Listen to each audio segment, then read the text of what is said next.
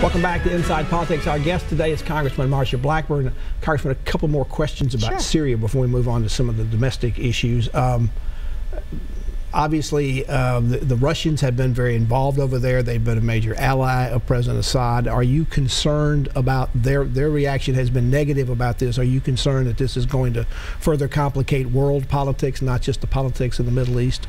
I think world politics are complicated, and the situation in the Middle East is indeed complicated. I think that bringing some leadership that is going to be firm and resolute and stand for wiping out these terrorist-related organizations is something that is going to send a message. You mentioned earlier we do have some special forces units inside Syria right now. Are you comfortable that what the president is doing doesn't expose them to further danger, either from the Syrian forces or, for that matter, from the Russians, who have both military, they have military equipment over there, and they also have military advisors there? That is correct.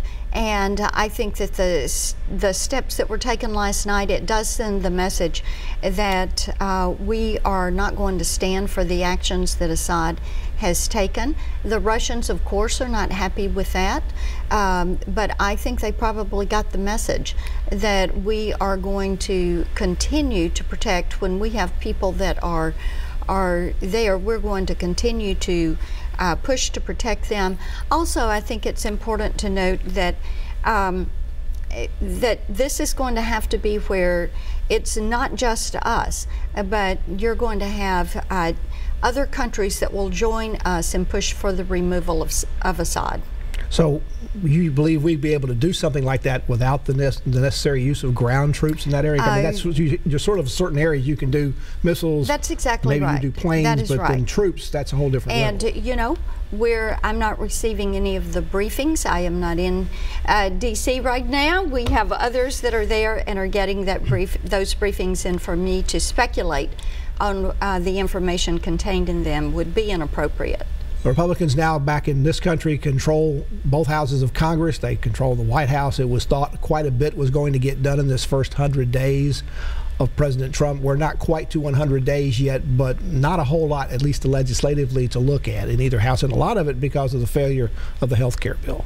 What happened? Well, the health care bill is still in process. The Speaker pulled together a group of us week before last and said, let's continue to try to work with all parties involved and get a resolution to this, and we're doing that. But the Republicans said it didn't work on that timeline that we had hoped, but we're making it a better process and a better bill. But throughout the 2016 election, the Republicans said job one we get into Washington is going to be repeal Obamacare, replace Obamacare.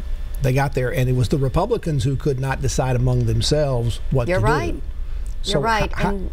Where was the disconnect? If that was job one, how come there hadn't been those conversations had before you got to the House floor? Those conversations have been taking place. As a matter of fact, you can go back to February 2010 with the Blair House Healthcare Summit, where the president invited Democrats and Republicans to come and bring their ideas on health reform. I was one of the 10 Republicans invited. We accepted the president's invitation. We laid out patient-centered health care. Our colleagues across the aisle, the Democrats, laid out a government-controlled health care. They went with their approach. I think the only couple of ideas they took from us were pre-existing conditions and coverage of children who were still in school. Our ideas have been there.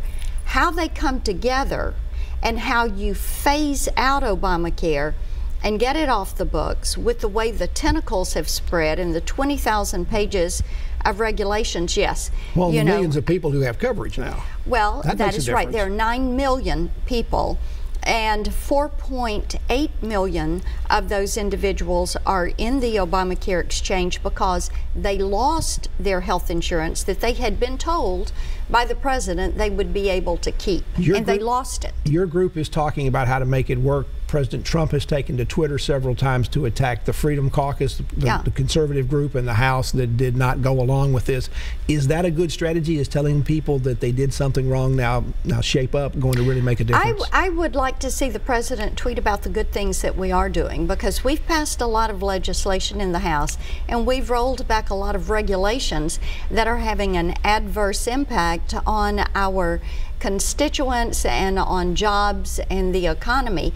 So we've gotten quite a bit done, and we're going to continue to work on those things. Do you wish the president didn't tweet quite as much? It does seem he's cut back a bit to me over the last couple of weeks and months, but you're constantly being asked to have to defend what he says, and I'm sure you don't have any idea what he's going to say until you read it like everybody else, and that can get to be a little annoying sometimes. There are always things that the president is going to be tweeting, I have no doubt. I just want to put more of that focus on the legislation that we're bringing forward and the things that we're getting done. In terms of what's happened with the health care bill, is the president learning that the art of the deal in business is one thing, the art of passing legislation in Congress is a completely different animal, and he has to learn that? I think he's probably a little bit surprised and a little bit disappointed, because the pace should have been faster.